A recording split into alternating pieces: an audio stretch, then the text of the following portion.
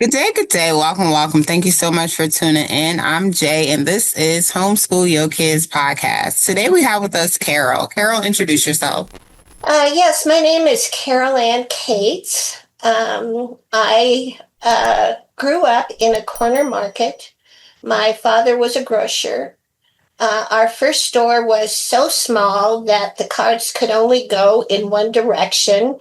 So if you forgot a can of beans, you would yell across the aisle, Mabel, grab me a can of beans. Uh, my family was in the grocery business for 61 years in Fort Collins, Colorado. When we first, when my parents died, we had two stores. After both my parents died, I inherited co ownership of our grocery stores with my brother. So my husband and I moved from Denver to Fort Collins to help run the business. When we closed, we had six grocery stores, nine pharmacy locations, and we owned and operated a bakery production facility. Uh, 2 months after we opened the last store we built, which was 63,000 square feet, state of the art, in 1999. 2 months after we opened it, the city closed the road in front of it. We were doing $390,000 a week, and our sales dropped to $190,000 a week. Our customers couldn't get there because of the road closure. The road was closed for 6 months. We thought we had an agreement with our supplier that when the road opened, we could turn what we owed them into a short-term note and pay it off over 5 years. However, the day the road opened, they tried to take us over. They came in and said, give us $1 million or give us your keys today. We ended up in federal court, and the case was dismissed because they had RICO violations. But the attorney's fees for that cost us $1 million. We had to sell one of our buildings in order to pay our legal bills. So it was a pretty stressful situation. They bugged our phones. They had goons at the front door and the back door. They had someone in my husband's office watching everything we did. It was really stressful, and I thought that Homeschool families. Homeschool Yo Kids Expo and Homeschool Beats Academy are teaming up to bring you a day of real support and real inspiration.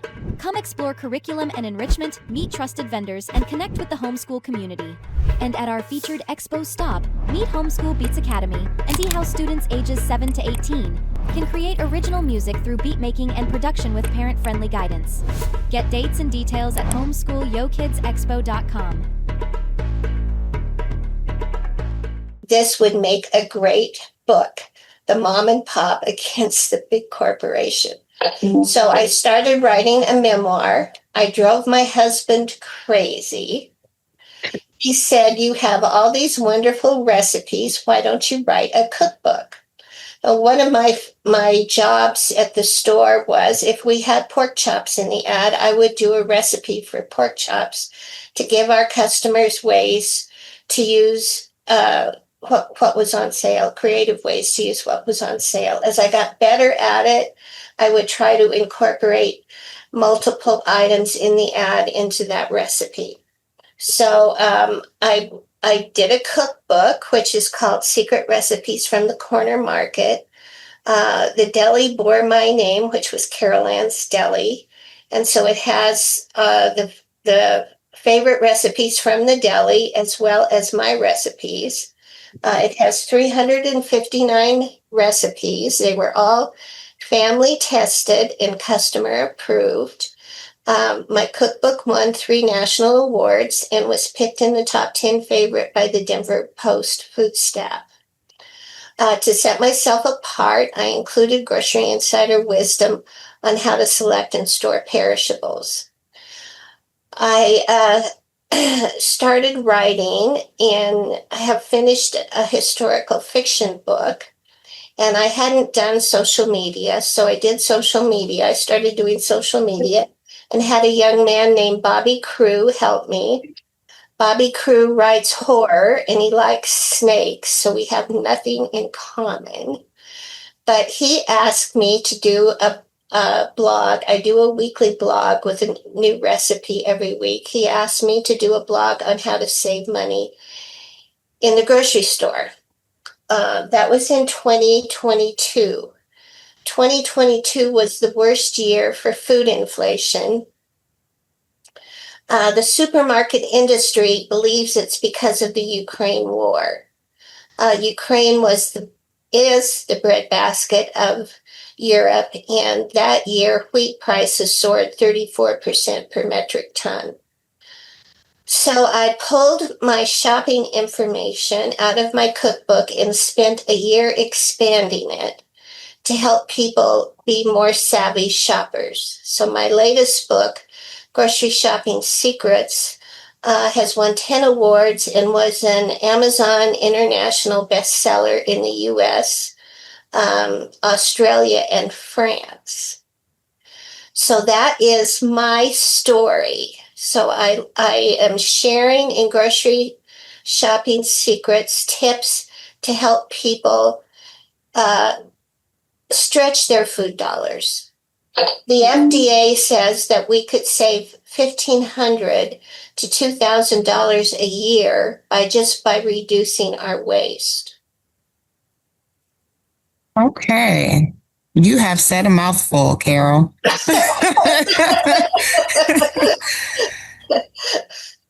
Indeed. Your family was in a business that not many of us are familiar with as far as actually, running and being in it. We go to the grocery store, of course, but there's not many of us that own our own grocery stores. And you all had several. Homeschool families, are you ready to refresh your plans for the year? Join us at the Homeschool Yo Kids Expo. Meet curriculum and enrichment vendors, discover new programs, and connect with a community that gets it, all in one place. Come with questions, leave with real options. Get event details and register now at homeschoolyokidsexpo.com. That's homeschoolyokidsexpo.com. And then you're saying that y'all basically had to go up against the big corporations, which is still a prevalent thing today, where our mom and pop stores are being run out by the big billion-dollar industry companies. We won't name any names, but that's a lot. That's a lot. That was a lot. So, all right. So all of this experience, all of this information, knowledge that you've gained along this journey led you to write basically 3 books. Did I hear? I have a cookbook. I believe I'm the only award-winning cookbook author that used to be a grocer. Okay. And I have my Grocery Shopping Secrets book. I have finished a historical fiction book, which is back from the content editor, so it needs to be redone. But I am working on a memoir about what we went through. We ended up, speaking of big corporations, we filed for Chapter 11, which is reorganization, in February of 2001. We had our plan approved in August. 9/11 happened, which changed people's buying habits, which, they were buying hamburger, not steak, so it affected the bottom line. And then Super Walmart opened. And when a new grocery store like that opens, you need to be strong, and it takes 3 to 4 months to get your customers back. So we had to file for bankruptcy. Our bankruptcy made the front page of our hometown paper 11 out of 14 days. So people everybody we knew and everybody we didn't know knew all our dirty laundry. So it was pretty difficult. My memoir, I plan to finish this year.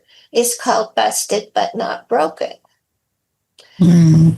So it's been a journey for me. Indeed. Yeah, so we've been really down on our luck. So we would have a garage sale every Friday to put food on the table. So I understand the struggle of uh, not having enough money. Indeed. And so you created a master plan of how to save money at the grocery store. And this is all grocery stores, or are these specific grocery stores to use these tips at? Well, no, I think it is. It applies to wherever you live. So, for example, the first thing that I think is really important, which is easier said than done, is to keep your pantry and your fridge organized. So, for example, if you need a can of whole peeled tomatoes to make a dish, and you have one, but it's stuck in your pantry behind something else, then you're buying something that you don't need. Also, if you're keeping your fridge really organized, then you're using your perishables before they pass their prime, is what I call it. I think it's important, especially for moms, to plan meals in advance. Where I live, the supermarkets come out with their sales on Wednesday. So we can go online and check and see what's on sale and plan our meals around that. I think it's important to take advantage of everything your supermarket has to offer. For example, where I live in Colorado, they offer 4 times fuel points on Friday. So if you're shopping, the way the price of gas has gone up, that's really an important thing to take advantage of. Your kid has music in them. They just need the right tools to let it out. Homeschool Beats Academy teaches kids ages 7 to 18 how to make real beats at home on their schedule, in their own style. No experience needed. Grab the complete First Beat Kit free at homebeatsacademy.com. That's homeschoolbeatsacademy.com. I think it's important to get the loyalty card from your supermarket because you do save money. And another thing is to buy the store brands. That's really hard for me because I grew up, when I was a little girl, my dad would bring home several cans of corn, and he wouldn't tell us which brand it was, but we would have to sample each one and then say which was the best one. So I'm a brand name shopper. I think it's important to pay attention to prices. And sometimes we think that going to Sam's or Costco is going to save us money. But for example, I did a price check on Entenmann's Little Bites chocolate chip muffins. And Costco sells them in a 20-pouch package for $13.99 or 70 cents each. Sam sells them in a 20-pouch package for $12.26 or 61 cents each. And the day I did that price check, I shop at a Kroger store, which where I live is called King Soopers. They had a buy one, get one free on that product. So they had a 5-count package for $5.79. So if you bought 2 for $1, you would be getting that for 56 cents a pouch. So it's important to pay attention to unit prices. And also, I know for homeschool moms, I think too, it's important if you probably have to take your kids shopping with you. And I think that if you're making a list and shopping from a list, which is really hard for my husband because he always sees something that's not on the list he wants to buy. But I think it's important to let your kids put something on the list. And then when you get to the grocery store, they can pick their thing and not have a temper tantrum because they're not getting it. And so then they learn that this is on the list. This is what we're going to buy. This is what you put on. And also, I think sometimes we think going that the biggest package of things is going to be the cheapest. So, for example, my daughter feeds 3 teenage boys, so she buys Nature Valley sweet and salty granola bars. So Costco has a 48 count box, which is $17.49 or 36 cents per bar. Sam sells a 36 count box for $11.28 or 31 cents a bar. So you can see that the smaller package with 36 in it is going to be cheaper per unit. So sometimes they fool us by putting more in, and we think it's cheaper. The other thing I think that we need to avoid is to avoid the pre-washed, pre-cut foods. It's more convenient and it's cheap. It's easier. I only buy butternut squash cut up because it's so time consuming to peel it and cut it up. But for example, I priced broccoli, and loose broccoli, the day I priced it, was $1.49 a pound, where the prepackaged broccoli was sold in a 32-ounce package for $4.99. So it was 50 cents more per pound to buy it cut up. Also, we waste, the FDA says we waste about 1/3 of our food. And some of it comes from people not understanding sell-by dates. So the sell-by date means that is the date your supermarket must remove it from the shelf. But it's going to be good for a time after that, and every product is different. So, for example, eggs will be good 3 to 4 weeks past their sell-by date. And to tell if eggs are no longer good, then we put them in a bowl of water, and if they float, they're not good to eat. Also, if they stand on their side, then they're perfect for hard boiling. If they sink, they're good. Milk is good 3 to 7 days past its sell-by date. And I know for moms, you probably buy a lot of milk.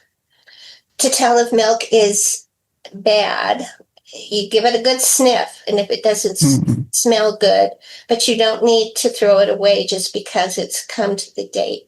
My book, my Grocery Shopping Secrets book, I spent a lot of time on freezing product. So, for example, milk, you can freeze milk. So if you're going to go on vacation and you have a gallon of milk, you don't have to let it sit in your fridge and then dump it out when you get home. You can freeze it. And the way we freeze milk is we put it in an ice cube tray, put it in the refrigerator. When it's hard, transfer it to a freezer storage bag, and then date it, because we don't want to keep our frozen milk longer than 1 month. Now, when you thaw milk, it's going to become grainy and slushy. So you can't use it on your cereal or in your coffee, but you can use it in smoothies, macaroni and cheese, or other things like that for baking. Ground beef is going to be good for 1 to 2 days past its sell-by date. And to know if it's still good, if when it's gone bad, it will get slimy and start to turn gray. Another thing about ground beef is sometimes on the inside of it, the beef will be a little gray. That is because ground beef turns red when it's exposed to oxygen. So that little discolored part in the middle will still be good. It just hasn't been exposed to oxygen.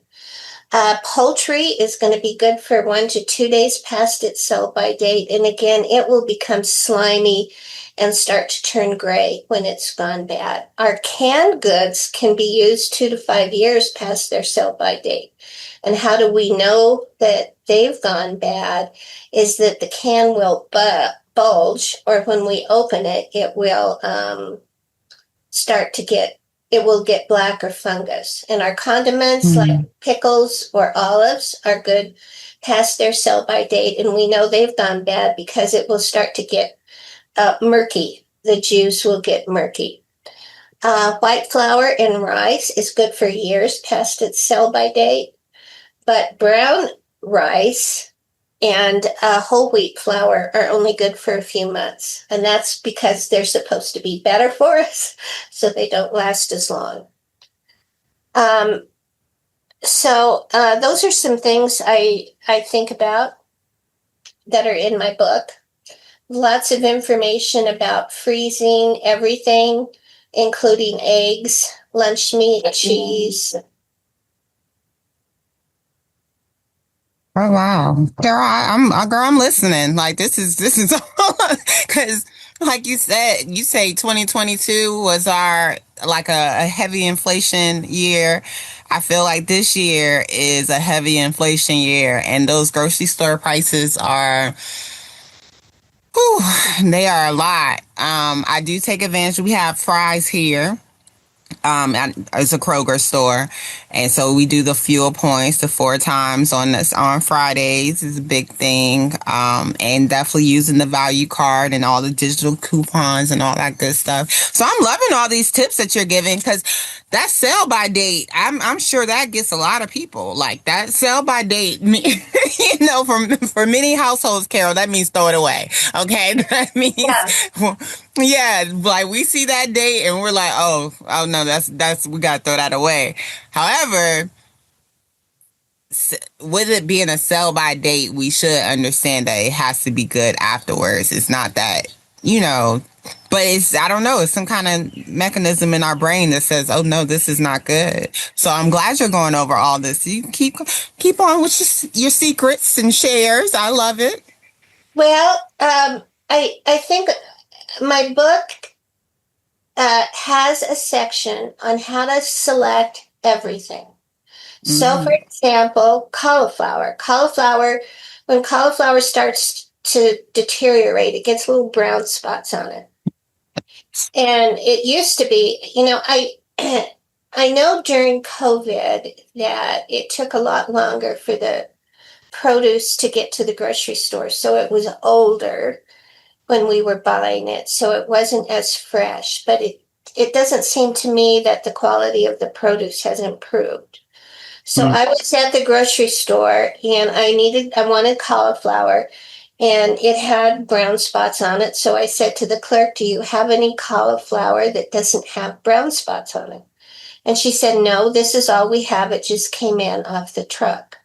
So if that's all there is, then you can remove what isn't good, which is what we have to do.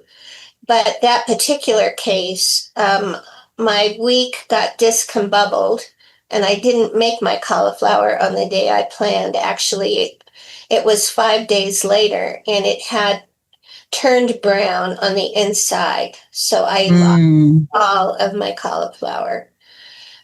So buying the freshest and storing it properly is going to save you a lot of money. We throw a lot of produce away because we don't think it's good or it's too ugly to eat. Yes. My dad loved the produce department, and we spent, I learned to select produce and how to store it like other kids learn the alphabet. I mean, that was what we did. And so I think learning to buy the best is going to save you a lot of money. For example, tomatoes, you have to pay the same no matter what. If you're buying the good, the bad, or the ugly, it's going to cost you the same. So you're going to save money if you're able to use everything you buy. My husband brought home a potato that had a big brown spot on it, and I lost over half of that potato because it had a worm. So if you're avoiding those specimens that have questionable appearance, you're going to save money. Okay. Still following. This is all important. I think you hit hit a good point with the organization of your pantry and your fridge, because knowing what you already have and not going back to purchase the same thing is a big thing, because we, like you said, especially in the pantry, it get overloaded sometimes with those canned goods, and we forget, oh, we already have a can of beans at home, or we already have these potatoes at home. We forget about it. So checking prior to going to the store is good. And I love the meal planning. Like, the meal planning definitely helps. Because when you go to the store with no direction, it's, oh my goodness, it doesn't end well. No.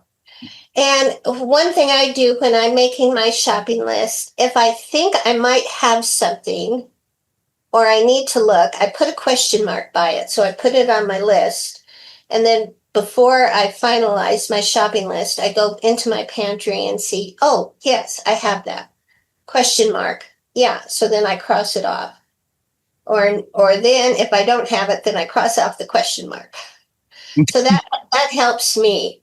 But it is easier said than done. It is time consuming to do that.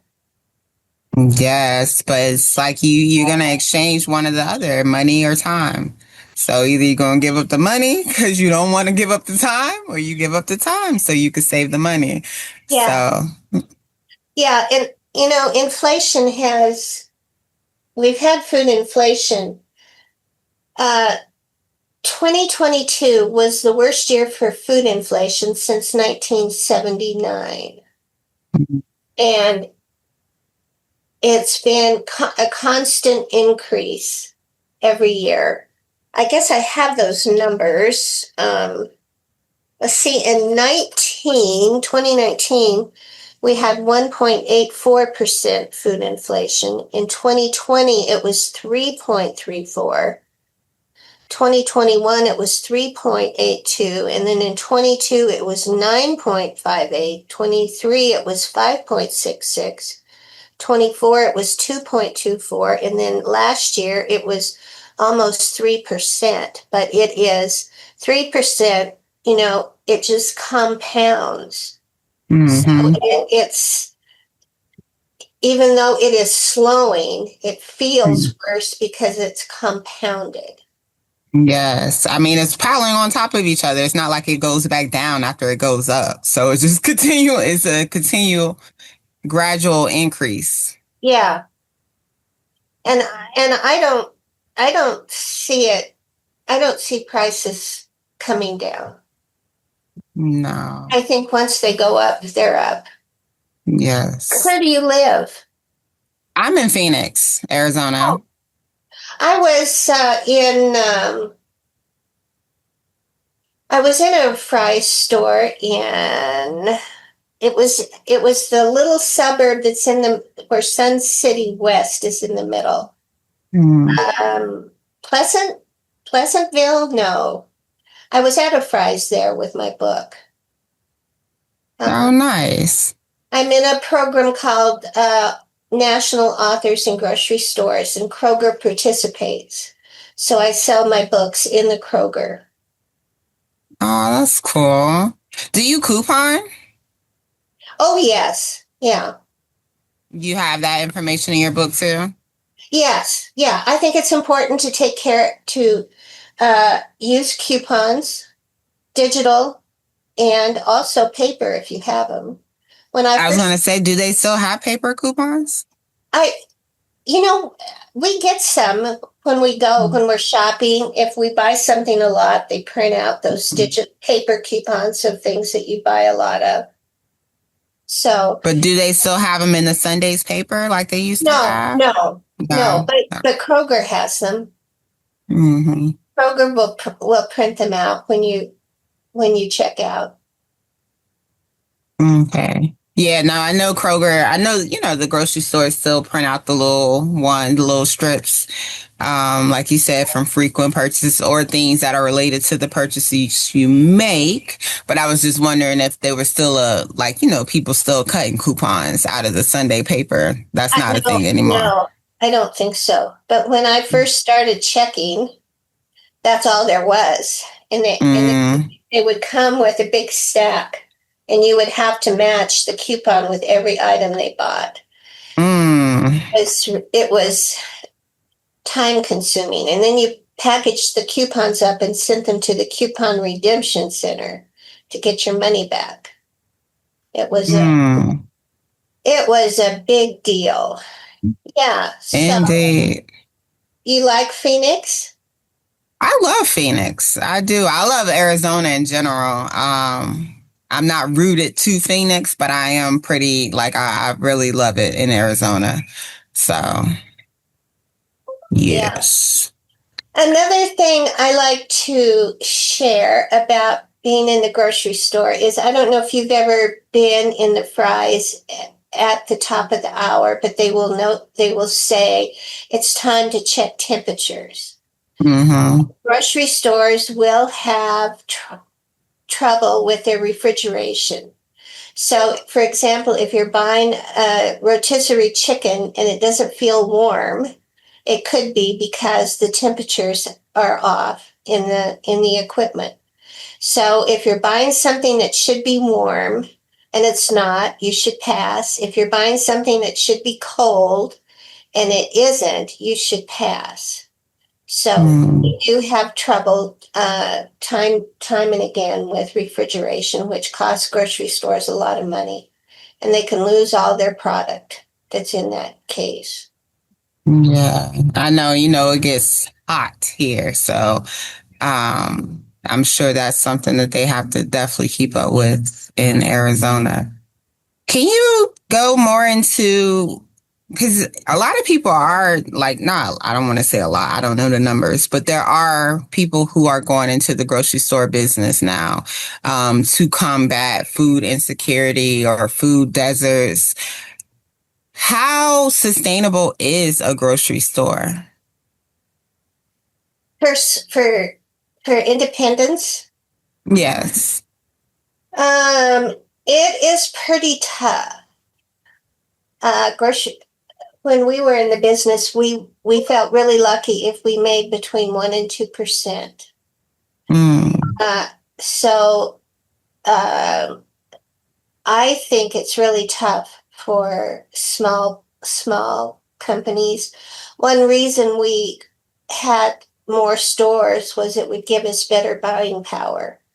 So the big guys like Walmart, Costco, Kroger, they have more buying power than the independents, so they can get things cheaper. I think it's pretty tough. When I'm in the grocery store doing my book signings, the theft is really unbelievable. I watched a grandmother had her grandson with her, and she put something on the bottom of her cart and then put his blanket over it and had him sitting on it. He had a hat on that still had the tag. I was in the marketplace where they sell clothes. She didn't scan the hat. She didn't scan anything under the blanket. I've watched senior women charge through the door with a bag of groceries. My son-in-law is a store manager for Kroger, and he will say that he will have as much as $4,000 in a cart go out the door.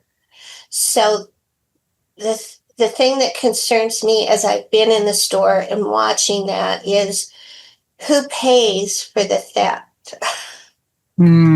It's the consumer. The consumer pays because prices have to go up because the theft has gotten so bad.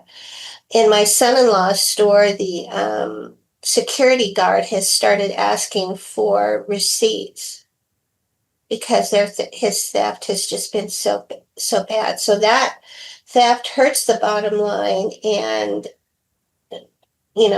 prices have to go up to pay for it. Yeah. A concern for me.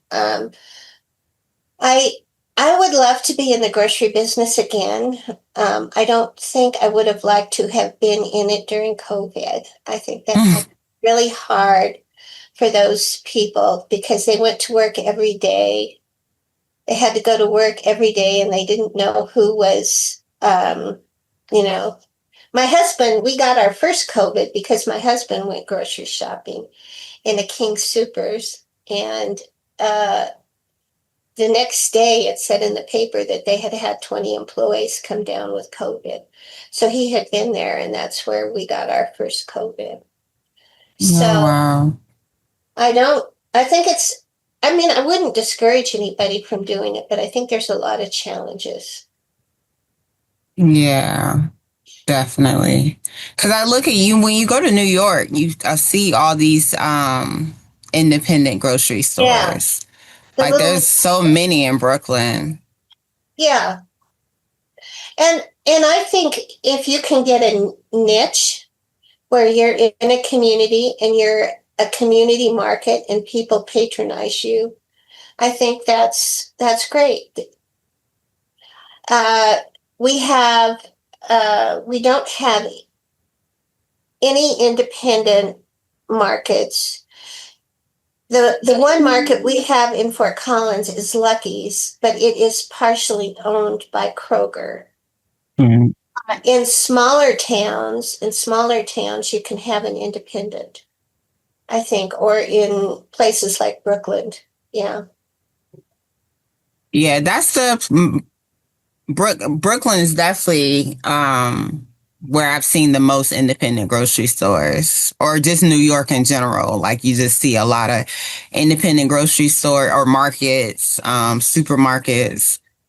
And I think that's dope, especially because it has to be pricey as far as the overhead. Because you say y'all were making money, like y'all were pulling in. Well, until they closed the road, but you said y'all were pulling in over $250,000 a week. Did you say? 390,000, and that was in 99. And so a store that size will probably, I think my son-in-law can do $1 million in business. But you're lucky if you make 1 or 2% on that. I know, and that's what I'm saying. Like, so the overhead is enormous then. Yes, yeah. The biggest, well, you've got your rent, you've got your inventory, and you've got your salaries. So salaries are probably Yes. a big thing. Yes. And Kroger now is starting their employees at over $17 an hour. So one thing Okay. we did was we hired a lot of high school kids and a lot of developmentally disabled people and gave them a chance to learn how to work. So it was really their first job. So Nice. I think starting now to compete with Kroger at that $17 an hour is going to be tough. Indeed. I think our minimum wage here in Colorado is $12 an hour. So they're paying $12.51, I believe. So they're paying $5 over minimum wage. So that I think makes it really hard on getting young kids in and teaching them to work and giving them a first job, because when you're paying that much over minimum wage, you need to have, good people. Oh, and definitely if you're paying that much. But I mean, minimum wage isn't a sustainable wage. So it's like it has to Oh, be teenagers. It has to be young people yes, that don't have that many responsibilities. But you see yeah. now in the grocery stores, I don't know if you noticed, Carol, cashiers and things, they're seniors. They're not young. I know No, my local fries, we have seniors in there, and I'm always like, oh my gosh, like that is just thinking about the work they have to do at that age. It's like they don't have, security. They have to be there basically. And so it's like I'm glad to know that they are getting a sustainable wage as that, because it's sad to see our seniors working at that age. well, it's hard to retire. Yeah, no, I know. And when you're on a fixed income, which my husband and I are, and there's inflation, it's pretty scary. Yeah. Yeah, no, I know they're there for a reason. I know they're not, I know it's not, I know they're not just out there relaxing or picked up a hobby at the grocery store. It's just, that's what it puts into mind. The fact that wages or not wages, but, responsibility bills have become so much that our seniors are not able to retire at the age that is said, oh, you're supposed to be able to retire. The funds aren't enough for them to be at home No, resting. no. And I think the information in my book is not only helpful for moms, but also for seniors because yeah, when you're on a fixed income, I have several people I went to high school with that are still working because they can't afford to retire. Mhm. It's scary. So, and it isn't just the food costs have gone up for us. It was our car insurance, our house insurance. You have things, everything is going up. The health, Medicaid being, I don't know, whatever it's doing. The prescriptions are going up, and a lot of elders are definitely on, some type of prescription. So I know it's a bundle of everything. That's why I say responsibilities is just life. It's like you're trying to maintain life and be able to, I guess, still enjoy too. Like, oh, it's rough to to have to work to just survive, not even to get leisure or to be able to go have fun, but literally just to pay bills. Yeah. Yeah. And so, if you're buying your car insurance, it's a one-time purchase, which you fit what's in your budget. But grocery shopping is a lot of little things. So it takes uh, more time to really get it right. Not be buying things especially with produce, getting home with things that are bad. Beef has gotten really expensive. And one thing to look for with beef is if it starts having brown spots on it, then it's started to deteriorate. So sometimes if you see the manager's specials is meat that's close to being past its prime. So if you buy that, use it that day. Don't stick it in your fridge because it's going to continue to go bad. Either use it that day or freeze it. Okay. Oh, I'm noting all of this, Carol. We're about to be in the RV for the next 3 months. So it's like I have to manage things and be able to, like, I guess, store it. Um, Do you have a small yeah. fridge there? Is it Do you have? a smaller fridge in your RV? Yeah, it's a small fridge. So you have to shop more often. Yes, but our thing is we need a fuel pump for our generator, so we can't even use the fridge like that. I have big ice packs that I'll freeze before we go out from certain areas, but we're still working on having the refrigerator for full time because we don't have it right now. So that's the thing. So Then you're buying your perishables more frequently, yes. so you're not wasting them. So there is a plus there. Yeah, I guess. I mean, and we are able to go to the store more frequently. I know we do a lot of fruits, a lot of fruits. And they're pretty, they're pretty good for the most part. Like I said, we got the ice pack, so that keeps them on the up and up for a good little bit. And my girls, they devour them quickly, so it doesn't last all too long. I don't eat meat. My girls still eat meat, but they don't have to have meat. Like they'll eat it if it's cooked, or they'll eat it if it's something that we get, but they don't ever really make a big deal about eating meat. So that's a good thing. Like I said, with the fruits and the vegetables, us being able to at least have one meal for that. Like, I do 2 meals. I told them we don't do 3 meals a day. We do 2. We do like a brunch, which, late breakfast/lunch. They'll do a snack, and then we'll do dinner. And that suffices. Do you eat fish or poultry? I I don't do poultry. I do fish depending on where I'm at. I'll do fish. Yeah, I have a big section in my book about fish. And one thing, my son eats vegan a lot.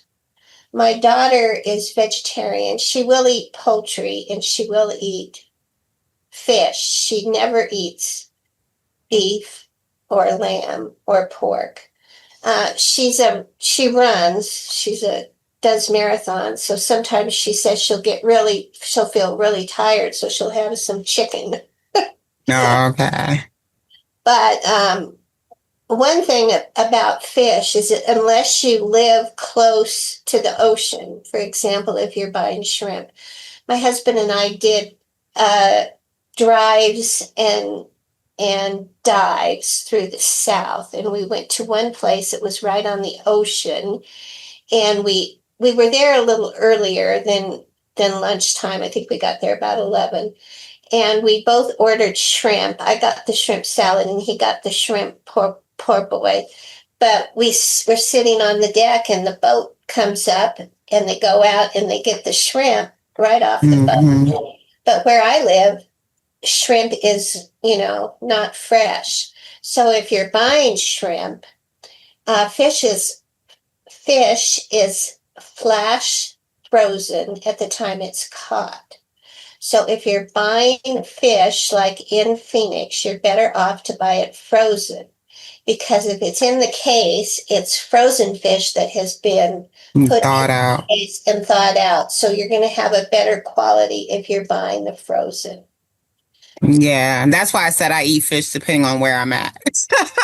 Like, because I grew up in Virginia Beach, and so definitely whenever we head to Virginia, I definitely eat a good share of seafood in general, because that's what I grew up on there.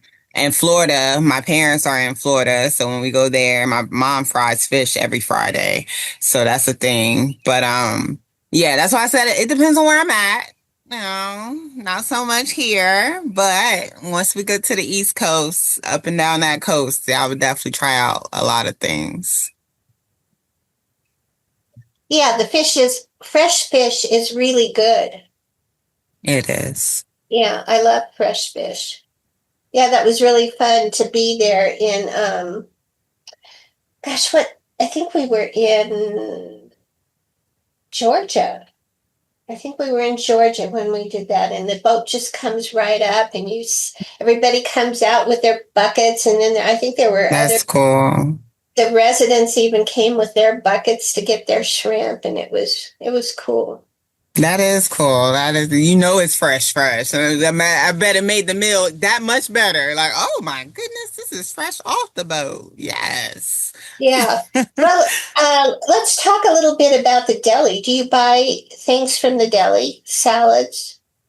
I don't really. Sometimes I'll get the girls' potato wedges. They like the chicken tenders sometimes, but that, like all the macaroni salads and all those things, we don't ever really do those. Are they good to do?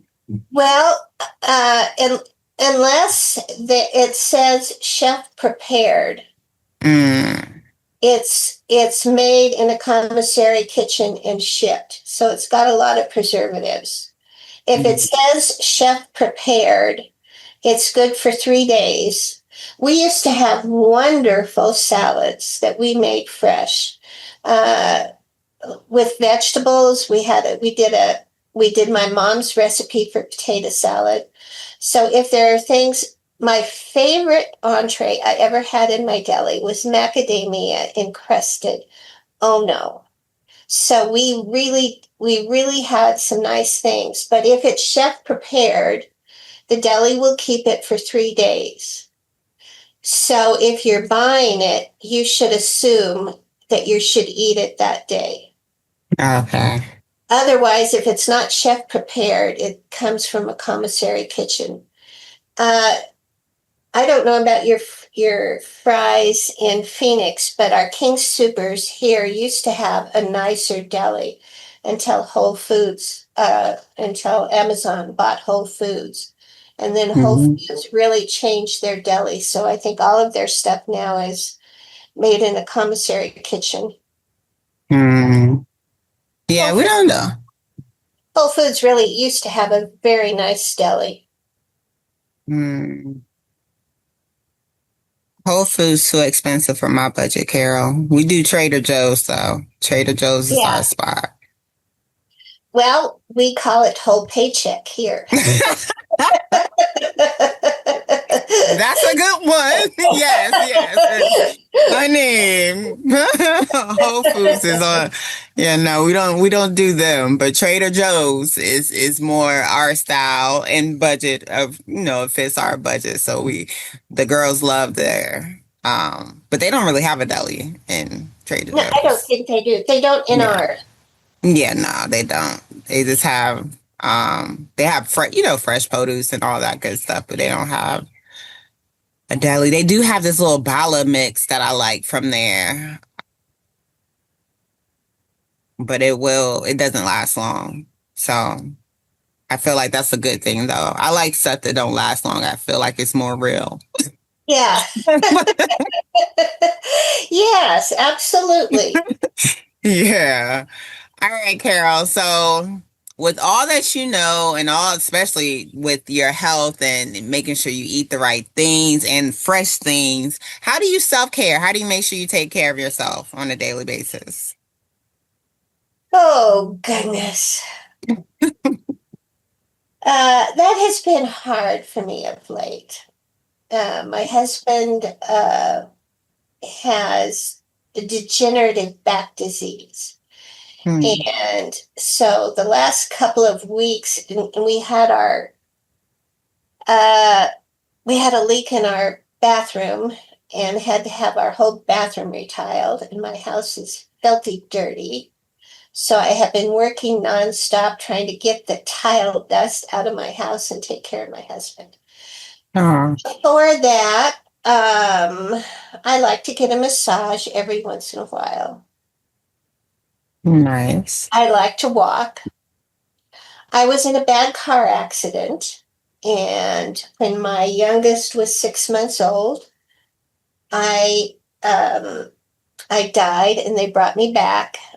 Oh, And wow. I'm not supposed to run because of my leg. I shattered the top of my tibia bone. I got a compound fracture in my femur, cracked the acetabulum of my right hip, and broke my pelvis on both sides. When my baby What? 6 months old, and I couldn't sit up by myself for 6 weeks. So I can't run and I can't do aerobics. I can do light impact aerobics, but I like to walk and swim. Hmm. But the last few weeks, I haven't done anything but try to get rid of tile dust. And Oh, my husband. yeah. Oh, well, remember you, because, if y'all both go down, then what, Carol? If what? I said, if y'all both go down, then what? I said, you got to remember you, because, Yes, yeah. you gotta take care of yourself. Yes, ma'am, you definitely do. And And what do you do for self-care? well, Carol, I like you. I'm a walker. I like to walk. I love sitting outside in the sun. Anytime I'm feeling any kind of way, like what's going on, I go sit in the sun. I'll sit at the park, sit on my yoga mat. I do yoga. I love playing chess. That's like a downtime thing for me, and I love reading. Like I those like, are I like to read too. Yeah, I see you. I see all your books back there. Yeah, and I like to garden. I like to garden. Oh, I don't, has Phoenix had rain this year? We haven't had any rain. We haven't had hardly, I mean, it snowed 1 or 2 days and just barely covered the ground. I'm really worried about water for right. this. Yeah. It's drizzled, like not any like, heavy downpour or anything, but we have had rain twice within the last week. But it's a very small amount, but rain nonetheless. So yeah, that is a thing to worry about because we need that. We need that. But it's not abnormal here for us not, to go months without rain. So, Well, it sprinkled yesterday. My grandson plays baseball, and we went to watch him play baseball, and I had to get my umbrella out because it was raining, but my grandson hit a home run. aw, I was so excited for him. He's just a sophomore in high school. hey, that's awesome. Yeah, I was really excited. He jumped around and I'm sure he was just as excited. Carol, what's three things, if our listeners didn't hear anything else during this conversation, what's three things you want them to take away? get picky about your perishables. Store them properly. Um, some people are going to want to use the reusable bags, the recyclable, eco-friendly bags. Some people will use the plastic bags in the grocery store.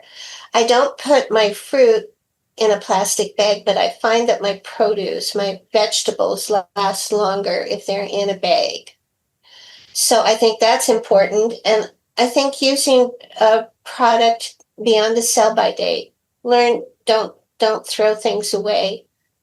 I think you can save $1,500 a year just by reducing your waste. Yes, that is the main thing. Yes. Because a lot of people are being encouraged to stock up on things, so they're over purchasing, all for that stuff to go bad when it's not used in the appropriate time. Well, and my husband was saying that he was reading that because of the war in Iran, that there is a company that makes 80% of the fertilizer, and we're going to have a fertilizer shortage, which means we may have a food shortage. So I think stocking up on canned goods isn't a bad idea, but you can't stock up on your perishables. No, can't. Unless you freeze it. Yeah. Unless you freeze it. Yeah, and I do have tips in my book on on what fruits and vegetables you can freeze and what you can't. You want to give your book titles again? We'll make sure we have the links in the description. You want to give your book titles? Corner Secret Recipes from the Corner Market and Grocery Shopping Secrets. Nice. And we could find them where? On Amazon or on my website. My Grocery Shopping Secrets is available in bookstores through Ingram, so you can get it at Barnes & Noble. It's also an ebook. Okay. So if you like Kindle, you can download it on your phone, and then you can take me shopping. And if you have a question, you can just scroll to that section. Nice. Well, thank you for the work you're doing, Carol, because this, like you said, right now is definitely a time to tap into these money saving tips. Yeah. In any way possible. So thank you. Parents, families, understand that the support is always there. Resources are available. This is a time for us to be more frugal and figure out how to save in the best way with still providing the, best quality food for our families. So tap into Miss Carol's books and check out what she has, the tips that she has to offer. And remember, Homeschool your kids.